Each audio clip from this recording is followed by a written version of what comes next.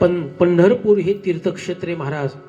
तुम्ही चारिधाम यात्रेला जाऊन जे पुण्य कमवतात ते सहज पुण्य तुम्हाला पंढरपूरला मिळते. पण पंढरपूर तुम्हाला जवळ आहे पण त्याची किंमत नाही, आहे का नाही? हा, जिथं पिकतं तिथं विकत नाही. पंढरपूर सामान्य का महाराज? एवढं मोठं तीर्थ आहे आणि तेच तीर्थावर 3 दिवस राहावं. तीर्थाहून आलं की मायबापाचं दर्शन घ्यावं. नसतील मायबाप तर त्यांची प्रतिमेचं दर्शन घ्यावं. ती वारी पूर्ण होते. हा, नाहीतर काय काय वारी करतात महाराज. मायबाप केवळ काशी. काशीचं पुण्य तुम्हाला मायबापाच्या दर्शनाने होते महाराज. पण आता मायबाप शक्यतो वृद्धाश्रमातच. हा, एक सांगायचं आहे की मायबापाची सेवा तीर्थ प्राप्त होत आहे. विश्वंभर बाबा गेले, सेवा झाली आणि बस योगायोगाने विवाह झाला होता. पत्नीचं नाव होतं आमाई. पत्नीचं नाव होतं आमाई. आणि मग विश्वंभर बाबाला, आता बघा, विश्वंभर बाबा कार्तिक शुद्ध वारीला पहिल्यांदा गेले पण सतत चिंतन, फक्त एकच, इतकं चिंतन झालं महाराज, वेळ लागली, इतकं वेळ लागलं महाराज. किती वेळ लागावं. आणि मग गेले चिंतनामध्ये, इतकं चालत गेले, नाही पायाला शिन वाटला, म्हणजे काही त्रास झाला नाही, गेले पण मनच लागना महाराज. हो, कामामध्ये मन लागाना, काम करत होते पण मनच लागत नव्हतं. कारण सगळं चिंतन तेच होतं महाराज. आणि तेच रंग रंग पांडुरंग श्री विठ्ठला, रंग रंग पांडुरंग श्री विठ्ठला. चिंतन इतकंच वेळ लागलं होतं महाराज. महाराज ते शुद्ध वारीला गेले, माघारी आले की परत आले महाराज. 15 दिवसाच्या वारीला परत आले. करमेलच त्यांना टकळा लागला. काय म्हणतात आपल्या भाषेत? टकळा, वेध लागला, वेड लागलं आणि निघाले महाराज. 2 भाकरी बांधल्या की निघाली वारीला. अजून इतका टकळा लागला, इतका टकळा लागला, जसं गोपीकरला सुद्धा टकळा लागला होता ना, आहे का नाही? हो, मुरलीवाले हो बनसीवाले, तोच कन्हैया, तोच श्यामसुंदर, तोच पांडुरंग आहे. चला आता पांडुरंग नाव कसं पडलं सांगतो एका क्षणामध्ये आपल्याला. तो कोरायचा अवतार या ठिकाणी निर्माण करायचा आहे, प्रगट होणार आहेत, त्याचं चिंतन करायचं आहे. ज्या वेळेस हे सगळे रासक्रीडा झाली, 16,108 कन्हैयाच्या पत्न्या, त्या म्हणल्या देवा आम्हाला पण रासक्रीडा करायची. कन्हैया श्यामसुंदर हसले, म्हटले परत परत रासक्रीडा होत नाहीये का? तर आता राशेश्वरी कुठे आहे? राशेश्वरी कोण आहे? राशेश्वरी कोण आहे? श्री राधा. श्री राधा कुठे आहे? नाहीये. ती होती म्हणून तर रासक्रीडा झाली. नाही म्हटले आम्हाला पण करायचे, नाही म्हटले शक्यच नाही. मग योगायोगाने सगळ्या गोपिका गोळ्या झाल्या. बघा एक सांगू का तुम्हाला, राधा जी भक्त आहे ना, वृंदावन मध्ये राधाने कृष्णाचे 5,500 एवढे देखणे मंदिर आहेत की तुम्हाला मंदिराच्या बाहेरच जाऊ वाटणार नाही. कुणी गेलं असेल, गेले का? कुणी नसलं गेलं तर जा, काही खर्च येत नाही रेल्वेने, जा. प्रेम मंदिर बघा, बाकी बिहारी बघा, राधा वल्लभ बघा, रमण रेती बघा, गोकुळात जा, निधीवनात जा. मी गेलोय, अनेक वेळेस गेलोय महाराज.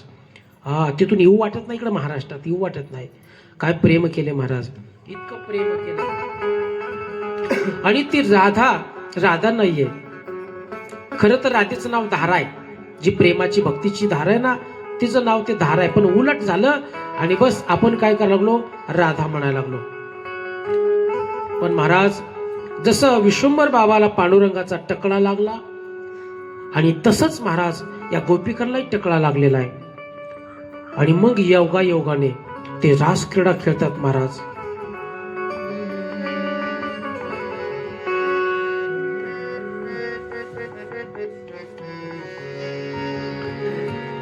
बंसी वाले मुरली वाले, बंसी वाले मुरली वाले, बंसी बजा दे मुरली सुना दे, गोपियों के वाले.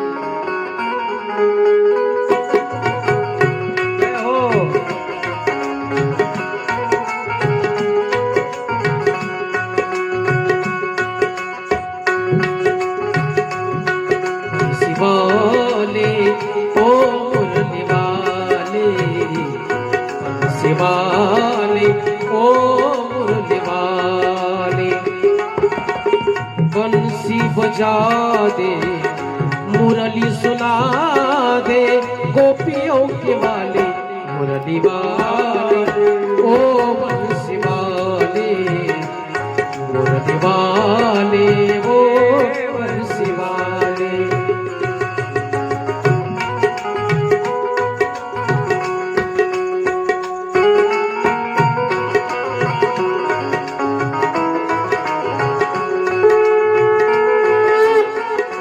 बंसी वाले, ओ मुरली वाले, बंसी वाले, ओ मुरली वाले।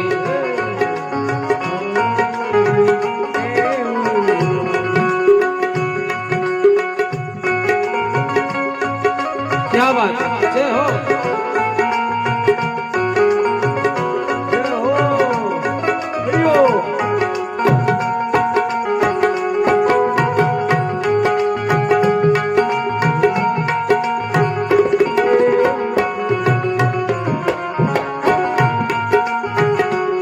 आणि रासलीला सगळ्या गोपिका आल्या आणि परत एकदा रासलीला झाली आणि योगायोगाने माझा श्याम सुंदर सारखा श्री राधे जय राधे सारखं सारखं जसं राधेच्या काल मी म्हटलं रोमा रोमामध्ये कन्हैया, तसं कन्हैयाच्या रोमा रोमामध्ये राधा, श्री राधा श्री राधा श्री राधा। राधे राधे जय राधे राधे, राधे राधे जय राधे राधे, राधे राधे जय राधे राधे, राधे राधे जय राधे राधे।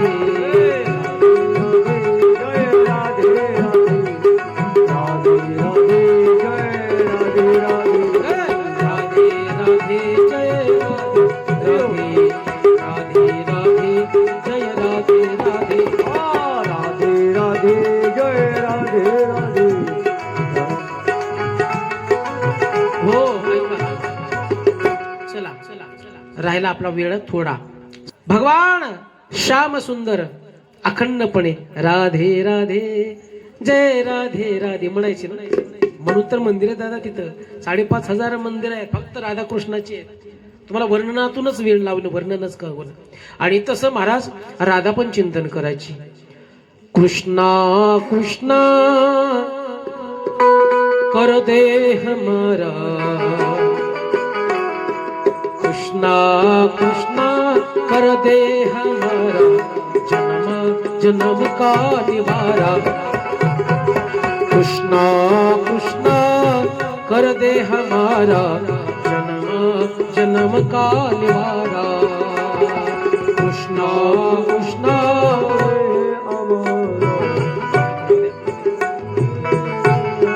जय हो। कृष्णा कृष्णा कर दे हमारा, जन्म का निवारा। कृष्णा मेरे कृष्णा कान्हा मेरे कान्हा, कृष्णा मेरे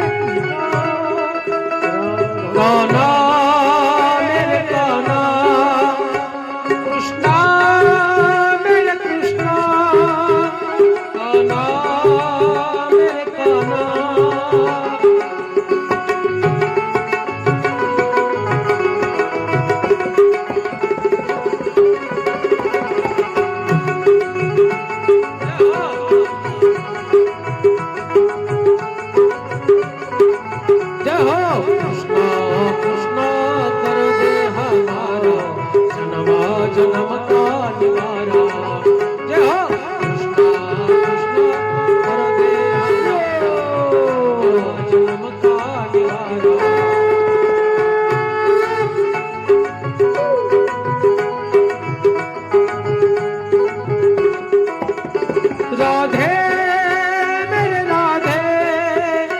राधे श्री राधे, राधे मेरे राधे, राधे श्री राधे।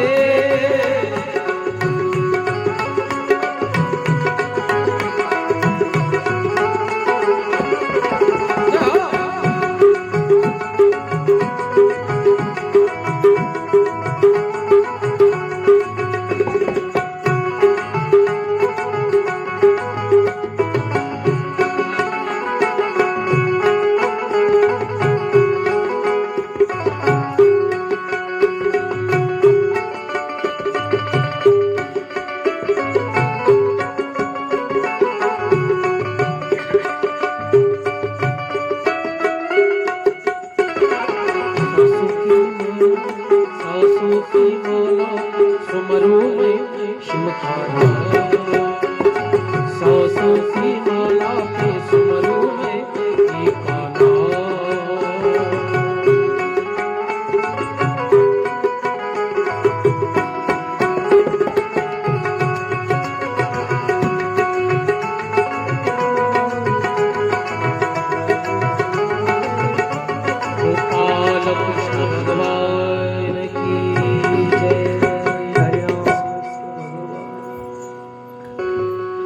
कृष्णा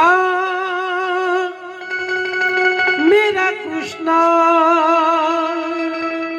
काना मेरे काना राधा मेरी राधा राधा श्री राधा वृंदावनामध्ये प्रेमानंद महाराजांची 20-25 वर्षापासून किडण्या फेलत गेलेत. निकामी झालेल्या किडण्यात पण म्हणतात एक किडनी माझी राधा सांभाळते, एक किडनी माझं श्याम सुंदर सांभाळतोय. तुम्ही पाहतात प्रेमानंद महाराजांची व्हिडिओ पहा. जसं मी वर्णन केलं की पवित्र संत विश्वंभर बाबा, तसेच आजच्या काळामध्ये पवित्र संत कोणी असेल चालते बोलते प्रेमानंद महाराज आहेत. तुम्ही युट्यूब उघडलं ना, बाकीचं फेक काय बी बघण्यापेक्षा काय बी असते महाराज, पण तुम्हाला बघायचंय ना तर जास्तीत जास्त तुम्हाला प्रेमानंद महाराजांचे ते व्हिडिओ पहा, त्यांचे विचार पहा. महाराज एखादा आत्महत्या करायला निघाला, मरणारे, आता सगळे त्याचे रस्ते बंद झालेत, मरणारे, फक्त व्हिडिओ त्यांनी एकदा विचार प्रेमानंद महाराजांचे ऐकायचे. तो नाही आयुष्यात कधी त्याचं धाडस होणार नाही मारायचं. बस चालता बोलता संत आहे. आत्ता सुद्धा इथं आपल्या महाराष्ट्रातही तसे संत आहेत, त्यांच्या शक्तीने चालतंय हे जग. पतिव्रता आहेत, त्यांच्या शक्तीने चालत आहे. आणि मग भजन चालू आहे आणि मग सारखं राधा राधा राधा. महाराज आता मला सांगा, आपला पती परस्त्रीचं नाव घेतोय, कोणत्या पत्नीला आवडेल होतो? आवडेल का? नाही आवडणार महाराज. असा राग यायचा कन्हैयाचा रुक्मिणीला, इतका राग यायचा, इतका राग यायचा. उठलं की राधा राधा. मग तुम्हाला तर कथा माहिती आहे की एकदा राधेला बोलावलं, उकळतं दूध त्याला पाजलं, आणि मग संध्याकाळी भगवान कन्हैया शयन कक्षामध्ये पाहुल्यानंतर कोमल पायाला फोड दिसले, टराळून फोड आले बटाट्यासारखे. रुक्मिणी म्हणते, देवा कुठं काय कामाला गेले होते का पायाला फोड आलेत? श्यामसुंदराने पाहिलं, रुक्मिणी हे तुम्ही अष्टनायिकच नाही, 8 पत्नी होत्या ना, हे तुमचाच पराक्रम आहे.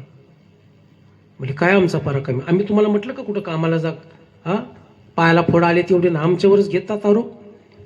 नाही का तुम्ही राधेला बोलावलं, उकळतं दूध तिला पाजलं,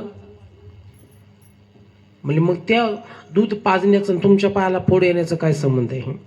अगं म्हणजे तुम्हाला अजून कळलंच नाही, माझे चरण तिच्या अखंडित हृदयात असतात. दूध पेली ती पण पाय पडले माझे. कळलं ना कसलं प्रेम आहे महाराज. म्हणून 5,500 मंदिर आहे तिथं, फक्त राधाकृष्णाचेच आहेत. प्रेमाचं प्रतीक आहे, भक्त आणि देवाच्या प्रेमाचं प्रतीक आहे. किती भक्ती करावी, किती प्रेम करावं, म्हणजे तुमच्या समोरच फक्त आदर्श मानतोय मी. आपले कसं प्रेम असावं, आपण तितकी ऊर्जा निर्माण करावी. आणि मग रुक्मिणीला राग आला, रुक्मिणी राग आले, डायरेक्ट महाराष्ट्रात आले महाराज. आणि चंद्रभागा सरोवर आहे आणि त्या सरोवराच्या घनदाट अरण्यात दिंडीरवन आहे, दिंडीरवन तुम्हाला सर्वांना माहिती आहे. त्या वनात आली, राग येऊन बसले. आता तुम्ही म्हणाल की तिथून द्वारकेहून आली, महाराष्ट्रातच आली, वाटण करा तुम्हाला. चला तुमच्या प्रश्नाचं निरसन करतो. मला सांगा, नवरा बायकोचे भांडण झाल्यावर बायको कुठं जाते हो रुसून? माहेराला. रुक्मिणीचं माहेर काय? महाराष्ट्र. कळलं का? महाराष्ट्र हे तुझं रुक्मिणीचं माहेर आहे. अमरावती कौंडण्यपूर आहे. तुम्ही म्हणाल की तिकडं द्वारकेची रुक्मिणी इकडं कशी आली, पंढरपूरला कशी आली? मग तिला वाटलं आईबापाच्या घरी जाण्यापेक्षा आईबापाला अजून वाईट वाटेल ना. वाईट वाटतं का नाही? मुलगी भांडण, नांदायला गेलेली मुलगी भांडण करून आली की बापाला तर लई चिंता असते मला. तिकडं किती कष्ट होऊ द्या, किती काम पडू द्या, पण माहेरात ती रुसून आली की आईबापाला चिंताच आहे महाराज. खूप मरेपर्यंत चिंता असते महाराज. माझ्या मुलीचं कसं होईल, माझ्या मुलीचं कसं होईल, माझ्या मुलीचं ही चिंता मायबापाला असते जास्त. म्हणून तिला वाटलं की नको, मायबापाच्या घरी जाण्यापेक्षा मैत्रिणीच्या घरी जावं. पण चंद्रभागा तिची मैत्रीण आहे. कोण आहे? मैत्रीण आहे. 4 दिवस मैत्रिणीकडे जाऊ, परत जाऊ, राग शांत झाल्यानंतर. आणि मग कन्हैयाला वाटलं की रुक्मिणी रुसून गेली, काय करावं. मग गोपाळ घेतले, सगळ्या गायी घेतल्या, निघाले किती पण. आता बायको रुसली ना, आहे का नाही. काय करावं. मग सगळ्या गोपाळांना घेतलं, गायी घेतल्या, निघाले महाराज.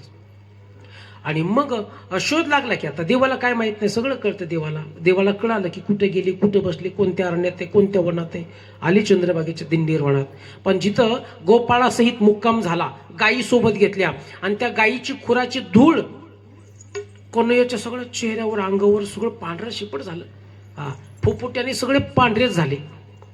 आणि मग गोपाळ हसू लागले, म्हणले काय देवा, बायकोला हुडकायला आले आणि सगळे त्या गायीच्या खुराची धूळ सगळे तोंडावर पडले. कारण इथला फुफुटा वेगळा आहे, तिथला वेगळा आहे. इथला फुफुटा तुम्हाला माहिती ना. एखाद्या गाडीवर जाऊ त्या फुफुट्याने सगळं पांढरच होते महाराज. पावडर लावायची गरज नाही. कितीही काळा सावळा माणूस असू द्या, व्यक्ती असू द्या, त्याला पावडर लावायची गरज नाही. ते गायीची खुराची धूळ सगळ्या अंगावरच आली. आणि मग गोपाळ हसू लागले. काय म्हणला, पांढरा रंग तोंडाला लावलाय, तो आहे तो काळा, तो आहे कसा काळा, पण झालाय कसा पांढरा. झालाय कसा पांढरा, पंढर पंडूर पंडूर पंडूर करत करत करत म्हणजे रंग कसा झाला तुझा पांढरा. म्हणून ते नाव पडलं पांडुरंग. रंग रंग पांडुरंग श्री विठ्ठला, रंग रंग पांडुरंग श्री विठ्ठला.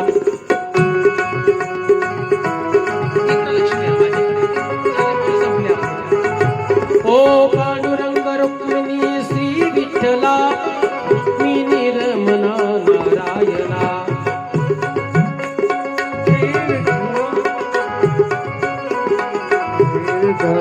हो रंग रंग पांडुरंग श्री विठ्ठला, रंग रंग पांडुरंग श्री विठ्ठला.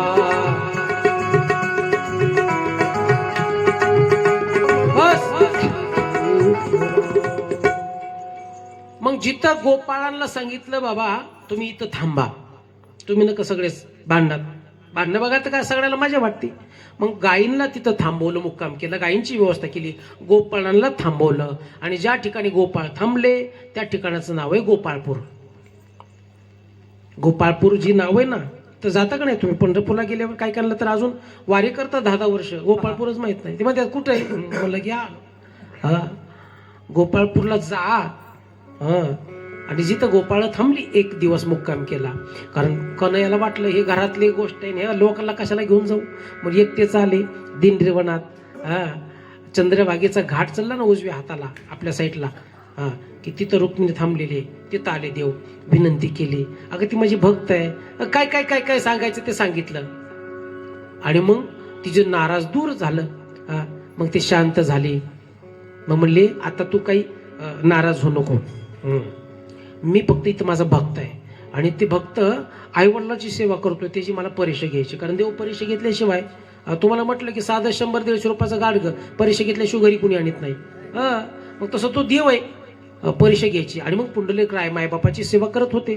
मग त्या ठिकाणी गेले. अरे मी आलोय, परीक्षा घ्यायची होती. त्यांना वाटलं की मी देव आलोय म्हटलं की ते सोडेल, सेवा नेईल माझ्याकडे. ती सगळी कथा तुम्हाला माहिती, मला जास्त लांबवायचं नाही. आणि मग वीट टाकली, विठेवर उभं राहिले आणि मग तिथंच उभं राहिले. मग रुक्मिणी अजून तिथं वाट बघते की ती पुंडलिकाला भेटून येणार आहेत. पण पुंडलिकाने वीट फेकली, सांगितलं मायबापाची सेवा येऊपर्यंत आता दुसरं काय तर तुला आसन टाकायला माझ्या पैशात वेळ नाही, उठू शकत नाही मी. मायबाप दोन्ही मांडीवर झोपले. मग ही वेळ घेऊन त्याच्यावर उभा राहा. आणि मग ते पांडुरंग परमात्मा तिथंच उभा राहिलाय आणि रुक्मिणी तिथंच उभा राहिली जिथं होती तिथंच. म्हणून तर पंढरपूरला हे दोघांचे वेगवेगळे मंदिर आहेत. आता ह्याचं दुसरं पण कारण आहे. पंढरपूरला पती पत्नीने जावं पंढरपूरला, पण तिथं गेल्यावर तुटक राहावं, हा एक संदेश आहे. पंढरपूर पर्यंत जा एकत्र तुम्ही एसटीना गाडीत बसून, पण तिथं गेल्यावर दर्शन होईपर्यंत तुम्ही तुटकच राहा, नाही खेटून राहू नका. सवय आपल्याला, कारण आपण तिथं चाललो पुण्य कमवायला. कारण काय तीर्थक्षेत्र आत्ताच्या लोकांनी थोडेसे पर्यटक स्थळच समजतात महाराज. हा चला आता याच्या पुढं सांगाल मी. मग बस दर्शन घेतलं तिथं, तेच नाव पडलं पंढरपूर. पांडुरंग हे नाव पडलं. विश्वंभर बाबा वारी करून आले. 16 वेळेस वारी केली. किती वेळेस? 15 वाडी, पाक्षिक वारी, 15 वाडी वारी केली. आणि भगवान परमात्मा प्रसन्न झाले. आतापर्यंत मूळ स्वरूपातच होते आणि प्रसन्न झाले आणि सांगितलं, विश्वंभरा मी तुला प्रसन्न आहे. तू आता इतका त्रास घेऊ नको. अरे तुला प्रपंच आहे, तुझा विवाह झालेला आहे, तुझं सगळं सोडून जर 8 दिवसाला आला तर कसा प्रपंच होईल? मग तुला मी समदर्शनाचं ज्ञान देतो. समदर्शनाचं ज्ञान म्हणजे जिथं तू पाहशील तिथं तुला मी दिसेल. सर्वागठी राम, प्रत्येकापाशी प्रत्येकाकडे तुला तो पाहिलं की तुला मी दिसेल. असं समदृष्टीचं ज्ञान, समदर्शनाचं ज्ञान तुला देतो. आता इतकं वेळ लागलं होतं विश्वंभर बाबाला. विश्वंभर बाबा म्हणला, हे ज्ञान आहे ना ते तुझ्याजवळच ठेव, ते मला नको सांगू म्हटले. समदृष्टीचं ज्ञान, समदर्शनाचं ज्ञान हे मला नको सांगू, ज्याला सांगायचं त्याला सांग. मी तुझी निर्गुणाची नाही सेवा करत, मी तुझी सगुणाची सेवा करतोय. आतापर्यंत मी तुझी सगुणाची सेवा केली, आता तू प्रगट झालास आणि मला हाकलून देतोस का काय? नाही जाणार मी तुझ्या निर्गुणाची नाही सेवा केली, सगुणाच्या सेवा केली महाराज. हो, मूर्तीची सेवा केली आहे. मूर्तीतच माझा प्राण आहे, मी तुझ्यावर प्रेम केलंय, तुझ्या निर्गुणाचं नाही. हे दुसऱ्याला सांग. कारण देवाकडे भक्त अनेक येतात, लेगाडे भक्त. काही भक्त येतात ते पंढरपूरला आले की ते काही वस्तू नेण्याच्याच यादीच करून येतात. मग सांगितलं, गोंगड्या बांगड्या, कोणी कपडे बिपडे काही नेते महाराज, कोणी कुराड नेतय. कुराड न्यावा का महाराज गावाकडे? नाही न्यावा. एरवी या ना तुम्ही, वारी संपल्यानंतर एरवी या आणि घेऊन जा. पण माणसं वारीतच म्हणजे बाजारच करायचे. त्यात पंढरपूर माहिती बाजार करायला आले, जाऊ याच्याकडे लक्ष द्यायची गरज नाही. दुसरा एक भक्त येतो, तो देवाला ज्ञान मागतो. देव त्याला ज्ञान देतात आणि त्याच्यातच अडकवतात. एक भक्त येतात, देवा बस काही नको मला, फक्त सुखी ठेव, सुख मागतात, त्याला सुखातच अडकवतात. आणि एक भक्त असताय, देवा मला काहीच नको, सुख नको, दुःख नको, ज्ञान नको, काहीच नको, फक्त एक काम कर. काय? तुझा विसर ना. हो, माझं जे तुझ्यावर प्रेम आहे ना ते एक दिवसभर पण माझ्यावर किती दुःख झालं, किती संकट आले तरी माझं प्रेम तुझ्या चरणावर आहे, ते टळू देऊ नको, हाच आशीर्वाद दे. कारण कोरोनामध्ये बरेचसे प्रकरण बघितले महाराज. कोरोनाने लाखो माळा लोकांच्या डॉक्टरनी काढल्या. लाखो माळा काढल्या महाराज. काही जे होते ना ते म्हणले, डॉक्टर साहेब मी येलं तरी हरकत नाही, पण मी नाही माळ काढणार. असे बी काय होते बरं का. ते भेटले मला शेवटच्या श्वासापर्यंत. पोरं म्हणायची, अहो महाराज सांगा महाराज, तुम्हीच माळ घातली. मला घातली बाबा मीच, पण ते शेवटच्या क्षणाला आहे. डॉक्टर म्हणतात माळ काढा आणि जरा थोडंसं ती खाऊ द्या. म्हटलं मी तुम्हाला काजू बदाम आणून देतो म्हटलं माझ्या पदार्थ. 20-20 हजार काजू बदामची लिस्ट काढतो देतो म्हटलं तुम्हाला. त्यांना ते नका खाऊ देऊ, त्यांची इच्छा नाही ना. कारण ते म्हणतात महाराज हे पोरांचं ऐकू नका, मी मेलं तरी हरकत नाही, माळ नाही काढणार. असे काय वारकरी होते. मग त्यांनी काजू बदाम खाऊन जगले, ते आता पण जगलेत. आता त्यांना मी डबल माळ घातली, अजून एकदा माळ घातली. मी वृंदावन काशीहून अनेक माळ आणल्या होत्या, बरेचशा आणल्या होत्या, तुळशीची, अशा माळ घातले. त्यांनी सांगितलं नाही म्हणले, महाराज काय करायचं म्हणले, माळ काढून खायचं आणि परत जगायचं, त्याच्यापेक्षा ते मेलेलं बरं ना. असे पण बघतो ते काय घाबरले, डॉक्टरने पण घाबरले. जाऊ दे, हा विषय नाही माझा. सांगायचं तात्पर्य, देवा हे मला नको सांगू मला. मग देव तर असे प्रसन्न झाले, म्हटले विश्वंभरा तुम्हाला भक्ती नाही मागितली, ज्ञान नाही मागितलं, तुझं काही सुख दुःख नाही मागितलं, इष्टित मागितलं नाही, तुझा आता माझा प्रिय झालाय, तू माझा प्रिय झाला असं म्हटले आता. आणि मग विश्वंभर बाबा आले, म्हटले तू आता येऊ नको का, मीच तुझ्याकडे येतो. आणि मग बस एक दिवशी अमाई आणि विश्वंभर बाबा झोपलेले, पाटे स्वप्न पडलं. आणि पाटे स्वप्न पडल्यानंतर स्वप्नामध्ये कळलं, विश्वंभरा तुझ्या गावाच्या वरी थोडंसं आंब्याचं वन आहे आणि त्या आंब्याच्या वनामध्ये मी रुक्मिणी सहित आहे. आतापर्यंत आम्ही एकत्र नाही आहेत, आम्ही वेगवेगळे मंदिर आहेत, पण मी स्वयंभू रुक्मिणी सहित आंब्याच्या वनामध्ये आहेत. बस वरची नुसती माती बाजूला काढा आणि मग मला येऊन वाड्यामध्ये घेऊन या आणि तिथं स्थापन करा. असं म्हटलं, ताड दिशेने उठले. उठले की गेले गावात चौकामध्ये, सगळ्याला सांगितलं, सगळ्या वारकऱ्यांना सांगितलं असं असं पांडुरंगाचं स्वप्न पडलंय आणि त्या आंब्याच्या वनामध्ये चला बरं जाऊ आपण. लोक म्हणले तुला लागला येड, तू झाला येडा. तुला काय उठलं की बघतोच ना, कारण सगळेच बघत होते पांडुरंग हरी, वासुदेव हरी, पांडुरंग हरी. हा सारखं आम्ही बघितो, तुला पांडुरंगाचं वेळ लागले त्याच्यामुळे स्वप्न पडतंय, बाद झाला असेल. नाहरी म्हटले चला. स्वप्नावर विश्वास पडला, कारण पहाटेचं स्वप्न खरं होत असते. हो, मग रात्रीचे 4 प्रहार पडतात. रोगी भोगी जोगी आणि योगी. रोगी भोगी जोगी योगी, योग्याच्याच प्रहारात स्वप्न पडावं, निश्चित खरं होतं. म्हणून त्याच्यासाठी झोपताना चिंतन चांगलं कर, म्हणजे पहाटे स्वप्न चांगलं पडत. हा, पण आपल्या स्वप्नामध्ये देव नाही येणार, आपल्या स्वप्नात भूतच येणार. आपल्या स्वप्नात भूतच येणार. हा, वडावरची येणार, बांधावरची येणार, वाळणावरची येणार. देव नाही स्वप्नात येणार, काय चिंतनच भूताचं आहे ना, चिंतनच आपलं भूताचं आहे. हा, आणि मग पाठ स्वप्न पडलं, मग सगळेच म्हणले चला रे, असू दे म्हटले. मग हे तुमच्यासारखे आमचे वारकरी होते ना, त्यांनी म्हटले चला जाऊया. गेले म्हणा, वनामध्ये गेले. हा, इकडे तिकडे पाहिलं, कशाचा पांडुरंग, आता काय काय चर्चा करणार होती ना, म्हणजे कशाचं देवन कशाचं काय, याला लागलं येड म्हटले. आणि त्यांनी आपल्याला आणलं, महाराज लांडगा आला रे, लांडगा आला. नाही रे म्हटले. आणि मग महाराज तळमळ वाटली, स्वप्न तर पडले, स्वप्नात माझ्या देवाने सांगितले, रडू लागले महाराज. आणि मग आकाशवाणी झाली, हे भक्ता, अरे तुझ्याच जवळ आहे. हा, फक्त माती सारा, अबीर, बुक्क्याचा सुगंध येईल, चंदनाचा सुगंध येईल, तुळशीचा सुगंध येईल.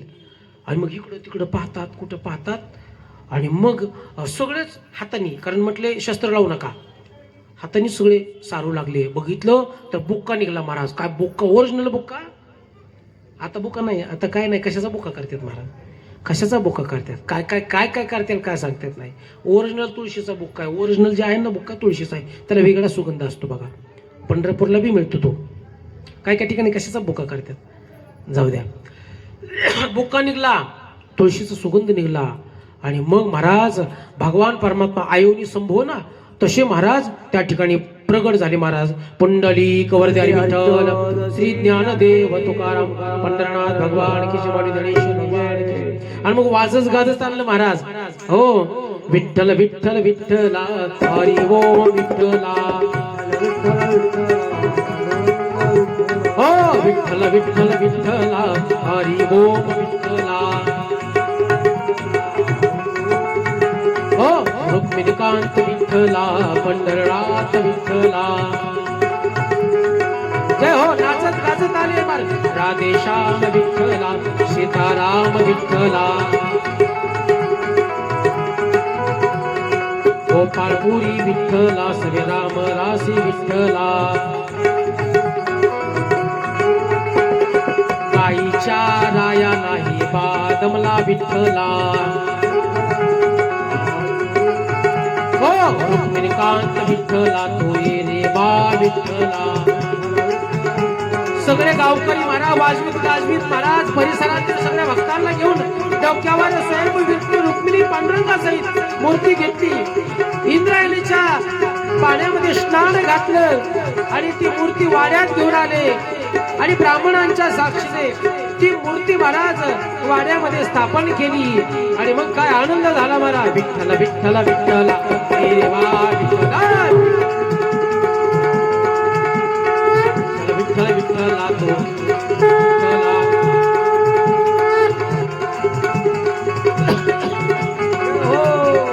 पुंडलिक वरदे हरी विठ्ठल, श्री ज्ञानदेव तुकाराम, पंढरनाथ महाराज स्वयं प्रगट झाले.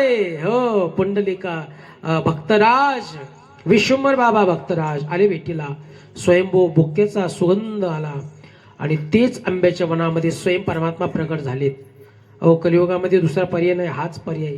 आणि मग वाजवीत गाजवीत ती दोघांनाही आणलं, स्नान घातलं आणि मग तिची स्थापना केली. आणि मग काय आनंद झाला. सांगितलं होतं पंढरपूरच्या पांडुरंगाने, विश्वंभरा तू माझा प्रिय झालायस, मग आता आजपासून तू वारीला माझ्याकडे येऊ नको, मी तुझ्या जवळ येतो. आणि मग आले, वाड्यामध्ये स्थापना केली. आणि मग काय आनंद झाला, नाचू लागले महाराज. हो, आणि पांडुरंगाचा टकळा लागला. रात्र दिवस भजन महाराज, सुंदर ते ध्यान. ओभे विठेवरी कठावरी, ठेवोनिया तुळशी हार गळा, कासे पितांबर आवडे निरंतर हेच ध्यान, त्या ध्यानाकडे पाहू लागले. मग बस चला, विश्वंभर बाबा आमाई यांना 2 पुत्ररत्न झाले. एक होता हरी आणि दुसरा होता मुकुंदा. आणि मग दररोजची पूजा अर्चा. आता काय पांडुरंगाच घरी आले, आनंद व्हायचा, दुसरं काही सुचतच नव्हतं पांडुरंगाशिवाय. आणि योगाने आता विश्वंभर बाबांचं वय झालं.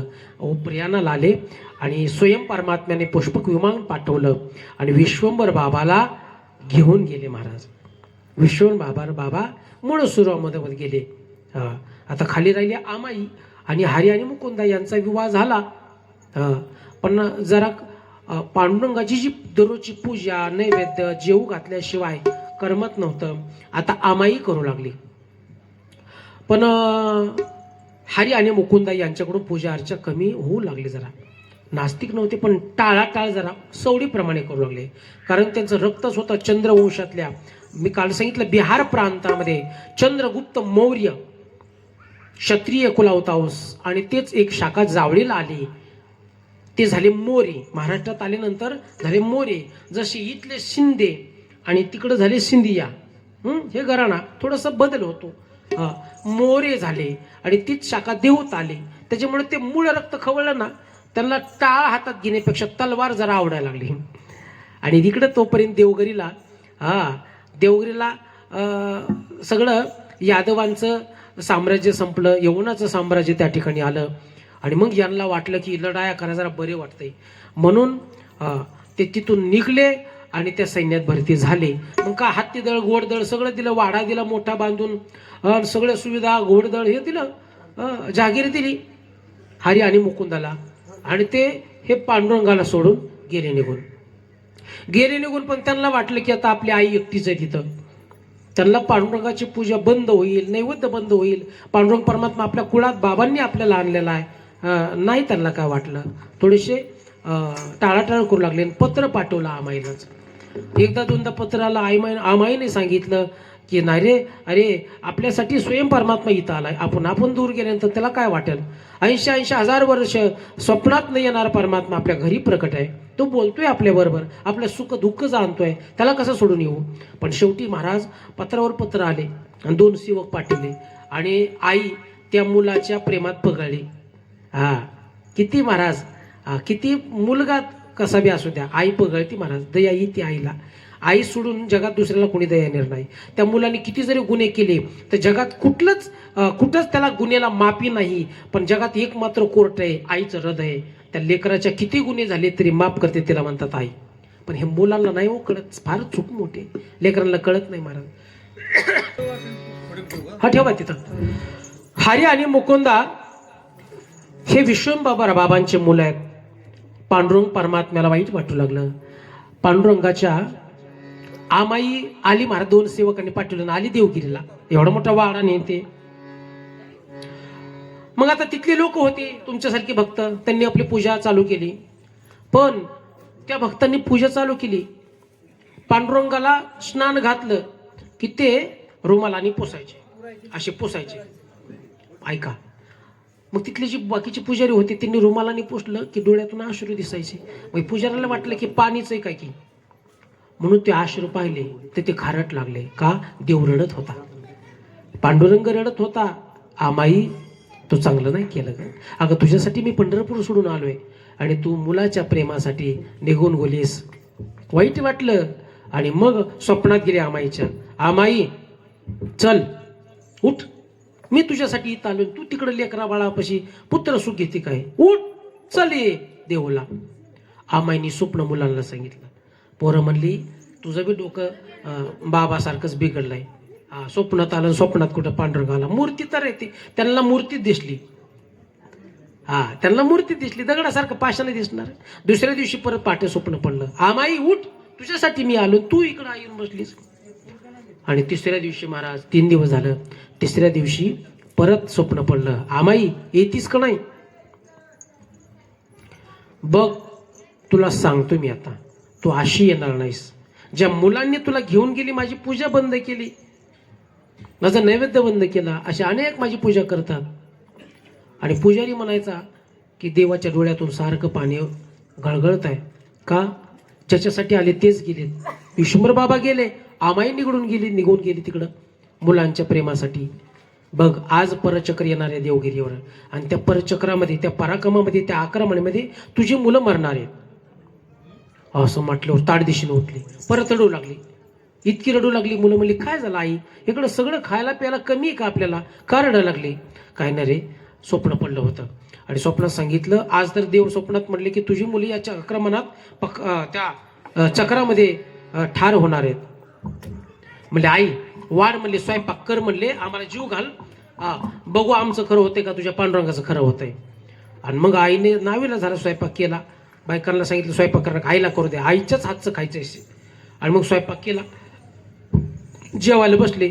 आणि जेवायला बसणार तेवढ्यात तर किल्लेदारांनी लगेच सेवकाला पाठवलं, उठा, परचक्र परत आले, आक्रमण सुरू झालंय आणि एमएचिटल्या ऑन दी स्पॉट, लवकरात लवकर, आणि ते हल्ला परतवा. बस घास खायचा आहे. उठावं लागलं, किल्लेदाराचा आदेश आहे, ती काय ते तुमच्या आमच्यासारखं आहे का. ताड दिसून उठली, बस तलवार ढाल घेतली, घोड्यावर बसले आणि वाऱ्याचे गडगड करीत गेले. एवढं मोठं आक्रमण झालं, एवढं मोठं आक्रमण झालं महाराज, तलवारी खण खण खण खण वाजायच्या. आणि बस त्याच युद्धामध्ये, आक्रमामध्ये दोघं पण धारातीर्थी पडले, डोळ्यात प्राण आला. आणि मग हात जोडले, पांडुरंगा आमचं चुकलं रे बाबा, आम्ही आईचं ऐकलं असतं तर आम्ही तुझी पूजा अर्चा केली असती तर ही वेळ आली नसती. अकालकार मृत्यू, त्याला अपमृत्यू म्हणायचं. आणि बस प्राण सोडला. त्यांचाही पांडुरंगाने त्यांचाही उद्धार केला. आमाई रडू लागली, इतकी रडली, पण परचक्र आक्रमण चालू आहे. आणि मग त्या दोन्ही सुनांना घेतलं आणि पळायला लागली. पण मुकुंदाची पत्नी सती गेली. ती म्हटली माझे पतीच इथं संपले, मी काय करू तिकडे येऊन, म्हणून सती गेली. पण हरीची पत्नी ती गरोदर होती. आम्हाला वाटलं ही बी सती गेली तर आपला वंश बोलला. मग तिने घेतलं आणि वाऱ्याच्या वेगामध्ये रातोरात सगळेच पळायला लागले ना, जीव सगळ्याला वाचवायचा आहे. देहूमध्ये आले आणि मग देहूमध्ये काही सेवकांतर्फे सांगितलं की आता बाळातपणे लिहिला 9 लाख कोंबर आहे तिथं जवळ, तिथं जाऊ द्या. आणि माहेरला ती गेली. आमाई एकटी राहिली. आणि मग तोंड बडून पांडुरंगाच्या समोर रडू लागली. काय रे विश्वंभर बाबा, माझ्या पतीने इतकी वारी केली, तुला इथं आणलं आणि त्याची 2 मुलं ठार मारली, तुला बरं वाटतंय का. रडायला लागली, मोठमोठे तोंड बडून घेतलं. ते म्हणले तू नसती गेली तर हे झालंच नसतं, तू का तिकडे गेली. पण माझं पुत्र सुख. पांडुरंग म्हणले मुलाचं तुझी सेवा मी करतो, मुलगा तुझा होतो मी, तुझा मुलगा होतो मी. आणि बस महाराज थकली आता आमाई, आणि सून तर तिकडंच आहे. आणि मग रुक्मिणीने सांगितलं, म्हटले आता आपण वचन दिलंय. मग हरीचं रूप घेतलं, सुनाचं रूप रुक्मिणीने घेतलं आणि थकलेल्या अवस्थेत त्या आमाईची सगळी सेवा केली. हो, इतकी सेवा केली, इतकी जागेवरच सगळं महाराज, थकली होती ती. आणि मग तिची प्राणज्योत भगवंतामध्ये विलीन झाली. आणि मग इकडं हरीची पत्नी प्रसूत झाली, मुलगा झाला. मुलगा लहानाचा थोडासा मोठा झाला, त्याचं नाव ठेवलं विठोबा. आणि मग विठोबाला घेऊन ती आली देहूमध्ये. विचारलं आमचा वाडा कुठं आहे, तिथं आली. आणि मग विचारलं की माझी आजी कुठं आहे. गावातले लोक म्हणले ती तर देवाला अर्पण झाली, देवाघरी गेली. आणि मग तिची सेवा कोणी केली. म्हणले तुझे आईबापच होते. तो विठोबा लहान होता बरं का, लहान असा बारीक. म्हणला माझा बाप तर तिकडे देवघरीलाच गतप्राण झाला, आई तर माझ्यासोबत होती, ही तर कुठं माझे आई बाप. म्हणले हा येडाय काय, आम्ही दररोज बघत होतो. तुझा बाप हरी आणि तुझी आई दररोज उठल्यापासून सगळे सेवा करत होते तिचे, जेवू घालण्यापासून, स्नान घालण्यापासून. आणि मग विठोबा लहानसा चाकू घेतला आणि गेला पांडुरंगाच्या समोर. आणि मग असा बोलला, तू तर वैरी म्हटला आमचा. आता त्या लेकराला काय, तू माझ्या बापाला मारलास, त्याला मारलास आणि माझ्या आजीची सेवा करतोस काय, असं म्हणून मी बी जगत नाही. म्हटले माझा वंश तू मारलास वैर्या. पांडुरंग म्हणले मला प्रत्येकाने कोणी कोणी मधुसूदन कोणी काय नाव दिलं, पण तू वैरी नाव हे पहिल्यांदा दिलंय. म्हटलं वा आनंद आहे. आणि म्हटलं मरतो म्हणून चाकू घेतला आणि मारायला लागला. तेवढ्यात तर प्रकट झाले आणि हात धरला. असं काय करतोस वेड्या, नाही म्हणले, तू माझा वंश बुडवलास, तू माझ्या बापाला मारलास. त्यावेळेस पांडुरंगाने त्याच्या डोक्यावर हात फिरवला आणि सांगितलं, बाबा तुझे वडील गेले, तुझा चुलता गेला, माझा दोष नाही, त्यांचं प्रारब्ध आहे. का माझी भक्ती सोडली, त्यांचा अपमृत्यू होणार होता, पण भक्ती केली असती तर अपमृत्यू टळला असता. बघा, म्हणून भक्ती काय करते, आपला अपमृत्यू टाळते. आणि बस मग विठोबाला शांत केलं. मग विठोबा तो लहानाचा मोठा झाला, त्याचा विवाह झाला, त्याचा मुलगा पदाजी, त्याचा मुलगा शंकर, शंकरचा मुलगा कान्हैया आणि कान्हैयाचा बोल्लोबा. आणि बोल्लोबाचा विवाह झाला कनकाई बरोबर.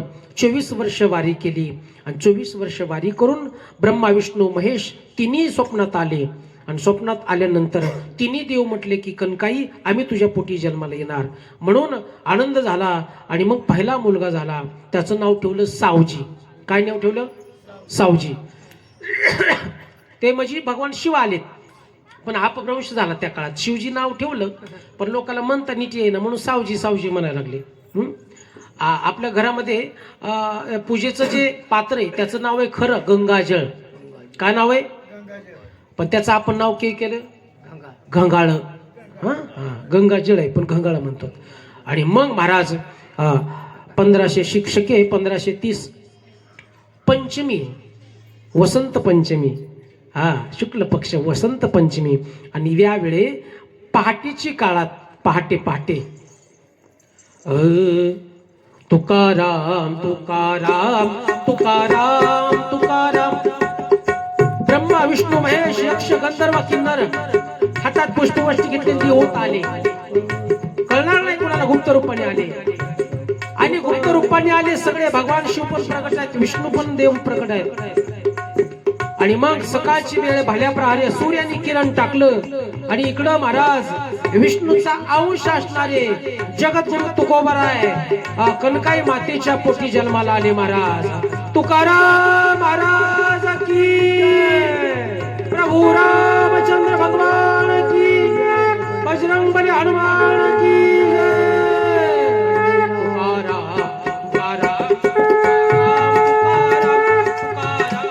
तुकाराम तुकाराम तुकाराम तुकाराम तुकाराम तुकाराम तुकाराम तुकाराम तुकाराम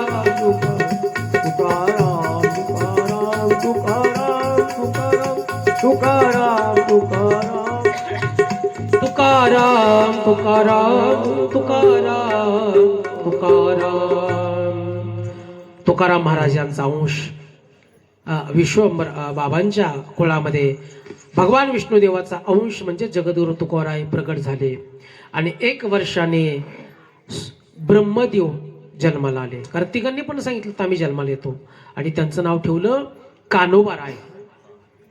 थोरल्या मुलाच काय नव्हतं? सावजी. 2 नंबर विष्णुदेवाने अवतार घेतला तुकोबाराय. आणि 3रं बस कान्होबाराय. ब्रह्माजी जन्माला आले. ब्रह्मा विष्णू महेश 3 देव जन्माला आले. स्वयं अनुसया माताच आहे. जसं अनुसया मातेने ब्रह्मा विष्णू महेशाला जन्माला घातलं, तसंच कनकाई मातेने ब्रह्मा विष्णू महेश हे 3 रूपाने देव जन्माला आले. आणि मग तुकोबारायांचा अवतार झाला. आणि मग काय अवतार झाला की महाराज वटलेली झाडं सुद्धा फुटली. अलग लक्षात साधूचं येणं बघा. म्हणून चलता साधू बहता पाणी अच्छा लगता है. साधूचा अवतार झाला. हे विष्णुदेवाचा अवतार आहे महाराज. तुकाराम महाराज ते तुमच्या आमच्यासारखे नाहीत. विष्णूचा ब्रह्माचा अवतार आहे कान्होबाराय. विष्णूचा अवतार आहे महाराज तुकोबाराय. आणि भगवान शंकराचा अवतार आहे सावजी महाराज.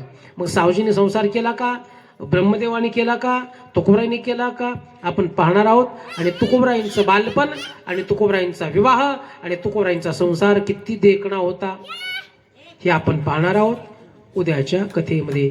ठीक 3 वाजता आपण यायचं आहे.